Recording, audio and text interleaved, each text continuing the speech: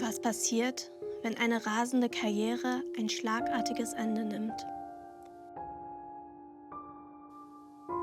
Was passiert mit Kunst, die vergessen wurde?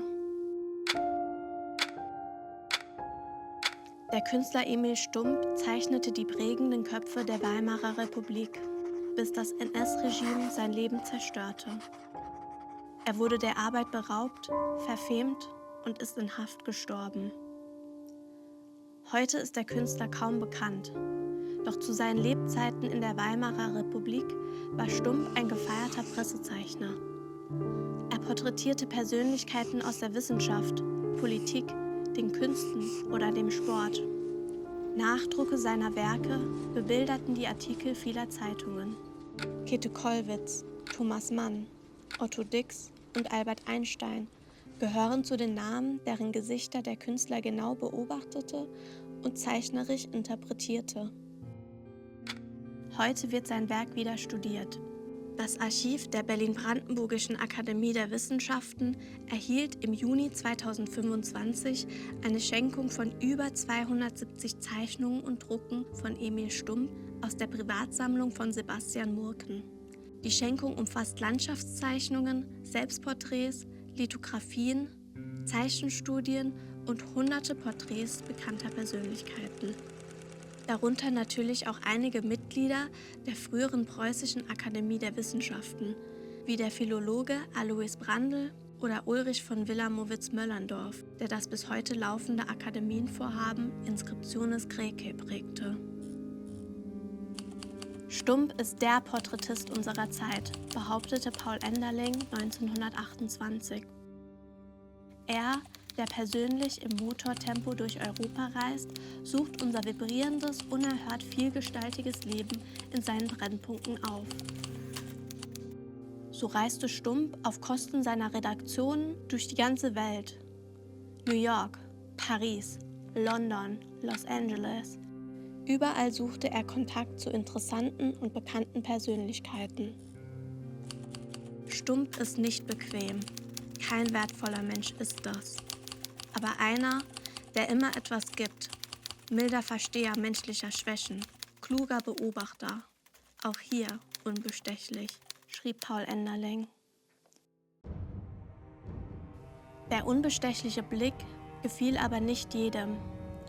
Nach der Machtergreifung der NSDAP nahm Stumpps große Karriere schlagartig ein Ende.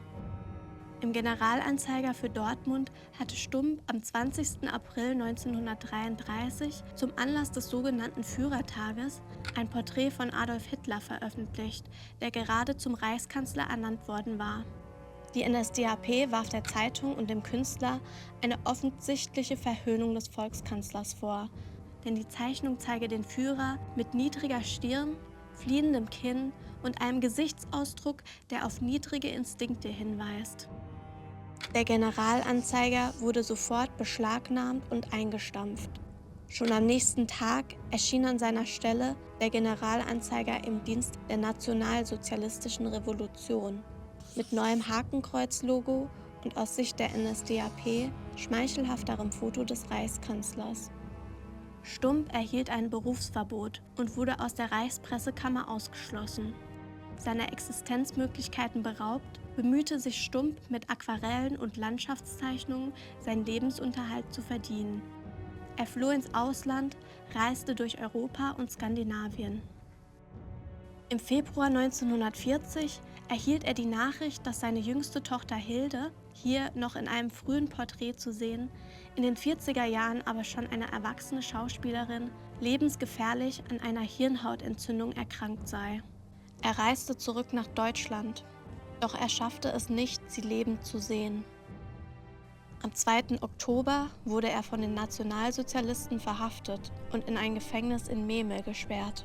Dort überlebte Stumpp nur ein Jahr. Er litt an Hunger, chronischem Darmleiden und schließlich einer Lungenentzündung, an der er wohl im April 1941 verstarb. Nach seinem Tod erschien ein Artikel im Londoner Deutschen Wochenblatt. Sie morden die Besten. Im Artikel bedauert Willi Meißel, ein jüdisch-österreichischer Journalist, der nach England geflohen war, das tragische Ende des Künstlers. Doch sein Schreiben endet mit Hoffnung. In Stumps Mappen, die hoffentlich erhalten sind, finden sich tausende Porträtzeichnungen fast aller Persönlichkeiten unserer Zeit. Sie sollten für den Kunstfreund wie für den Forscher eine Fundgrube werden. Die Nachwelt wird diesem großen Künstler und aufrechten Mann gerecht werden. Tatsächlich wurden viele seiner Arbeiten bewahrt. Sie befinden sich heute im Deutschen Exilarchiv, in wenigen Museen und Privatsammlungen. Auch die Berlin-Brandenburgische Akademie der Wissenschaften verpflichtet sich nun der Erhaltung seiner Werke. Doch nicht nur die Erinnerung an Stumps selbst soll bewahrt werden. Die Forschung an Stumps Porträts bietet auch die Möglichkeit, sich mit Personen auseinanderzusetzen, deren Werk und deren Wesen durch die NS-Zeit erloschen wurden. Ein Werk aus der Sammlung im Archiv der Akademie zeigt die Tänzerin Tatjana Babakow im Jahr 1924 im Ganzkörperformat. Sie dreht ihren Kopf mit geschlossenen Augen von den Betrachtenden weg. Ihre erhobenen Arme scheinen durch tänzerische Schwingungen Linien in die Luft gezeichnet zu haben.